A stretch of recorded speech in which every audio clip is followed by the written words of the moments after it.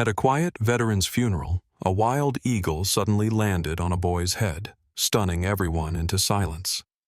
But when they saw what the bird held in its talon, gasps spread like wildfire. A hidden USB drive, a name long thought dead, and a bunker that should have never been found. What was buried beneath the woods would unravel a military cover-up no one was supposed to survive. But first, we need to go back to the day the eagle returned. The funeral took place beneath a flat, gunmetal sky. No wind, no bird song, just that unnatural hush that blankets military graveyards when a child is burying a parent. 10-year-old Cody Collins, pale and gaunt, stood stiffly in his oversized navy blazer, the hem nearly brushing his knees. His freckled face was unreadable. His blonde hair, neatly combed that morning, had begun to stick out in odd tufts from under his father's weathered army cap, too large for his head, but he refused to take it off. Clutched in his right hand was a dog tag, warm from the heat of his palm. His thumb rubbed over the etched name, Blake Collins, Staff Sergeant. His left hand, white-knuckled, gripped his mother's funeral program so tightly the paper had crumpled into soft wrinkles, but he never looked down at it. The pastor, an aging man in a black coat, read scripture in a slow, respectful monotone.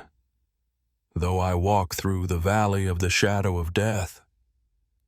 Rows of folding chairs held a scattering of townspeople, neighbors, teachers, veterans. Most hadn't truly known Blake. The truth was, many had distrusted him. Rumors had followed him ever since he returned from overseas. Odd behavior, midnight visits to the woods behind his house, erratic claims about military corruption. Even as the pastor spoke, the murmurs whispered through the cold air like wind in dry grass. Didn't he go off the deep end? Should have stayed in the hospital, poor man. No wonder the military kept it classified. Cody heard none of it, or refused to. He just stared at the wooden coffin draped in the flag. His father's body was never recovered. The box was symbolic, heavy, empty. But in Cody's eyes, that flag weighed more than any stone. Just behind the gathered crowd, sitting motionless atop a weathered cedar fence post, was an eagle. Ellie, as the locals called her, was a lone female bald eagle, massive, sharp-eyed, and strange. She had first appeared in the region a year ago, circling the northern ridge alone. Unlike most eagles, she never left. Locals joked she was some kind of omen or a ghost with wings. No one noticed her at first, until the wind shifted, until she leapt.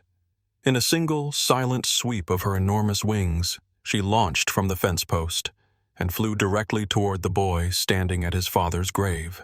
And not one person was ready for what happened next. Gasps broke the silence. Folding chairs scraped against the ground. A few older veterans even reached for nothing, phantom instincts twitching at the sound of a raptor in descent.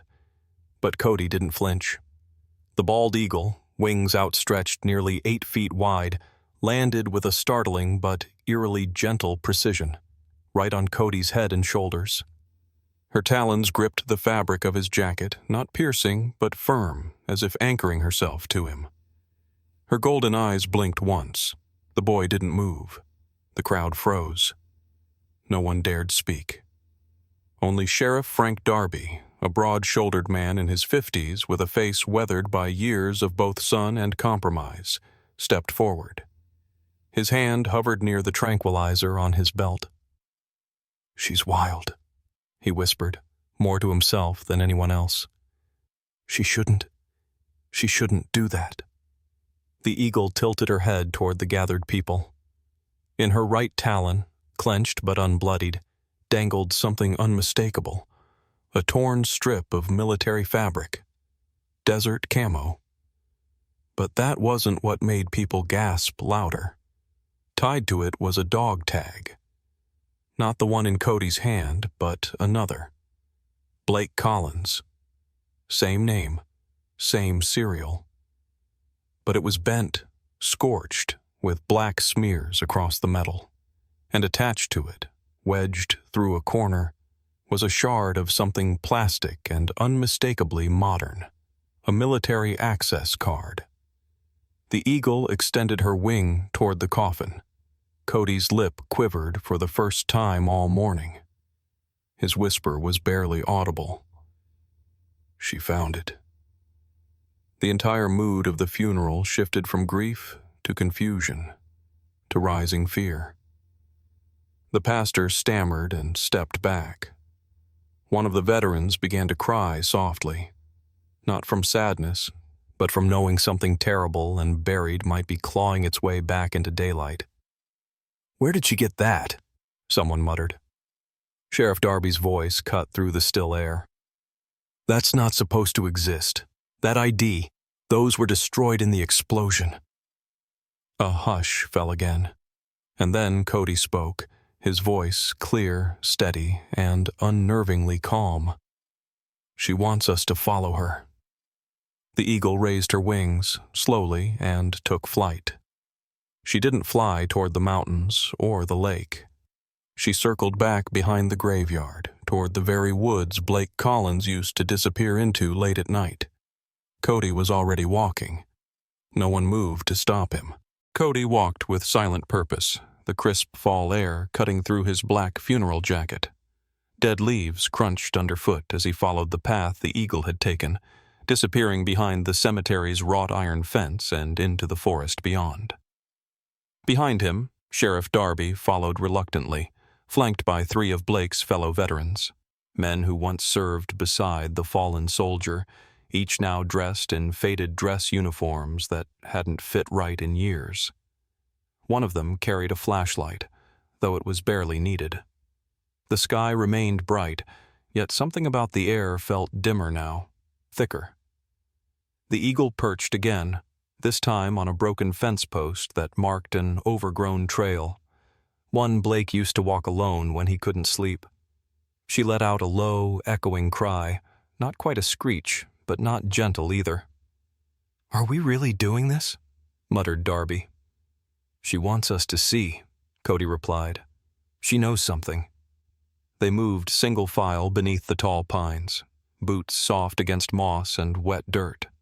The trail was untouched, no signs of human presence in weeks, maybe months. Cody stopped only once, at a tree stump scorched black, where he knelt and pressed his hand to the center. "He sat here a lot," he whispered. The adults exchanged glances. Something heavy was building, too many things unsaid. The dog tag, the access card, the eagle's uncanny behavior. And now this trail, like a secret kept just for the boy. Then, from the trees ahead, the eagle gave one sharp cry and took flight again. They crested a small rise and saw it. A dugout depression, hidden under fallen logs and leaves, no more than 6 feet wide, but unmistakable in its shape. A bunker. Homemade, reinforced, hidden. Sheriff Darby's hand went instinctively to his holster. "What in God's name?" Cody stepped forward, crouching down. The veterans lit the area with flashlights. The opening was cracked. Something had disturbed it. Animals, maybe, or... No, not animals. Because inside, sitting neatly at the edge of the dark interior, was a stack of charred uniforms. Folded. On top of them, another dog tag. This one read, Sergeant Casey Monroe. But Monroe had died 3 years before Blake, and he hadn't died in combat. He had disappeared. Sheriff Darby stood frozen, the name on the dog tag echoing like a war drum in his mind. Sergeant Casey Monroe.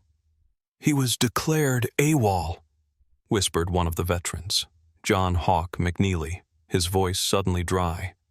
"They said he just vanished during a mission. There was never a body." Cody didn't flinch. He stared into the dark of the homemade bunker, then slowly descended the narrow opening with the grace of someone who already knew what he'd find. Inside, the air was stale, pine needles mixed with old metal. The bunker was compact but functional. A single cot, a small desk, and one wall covered with hand-pinned photos, most of them weathered and curling at the edges. Military reports, satellite images, red yarn, a conspiracy board, and in the center, Blake's photo, younger, decorated, tired. Below it, a file labeled Confidential Camp Dragoon Incident. Outside, the Eagle landed again, this time atop the open bunker. She watched silently as the men gathered around Cody, reading over his shoulder. Inside that file was everything: coordinates, records of misconduct, proof that Monroe had tried to report a series of war crimes committed by a private contractor embedded with their unit. When he pushed too hard, he was reassigned. Then he disappeared. Blake had uncovered it years later, after Monroe's widow had come to him in tears, after no one listened.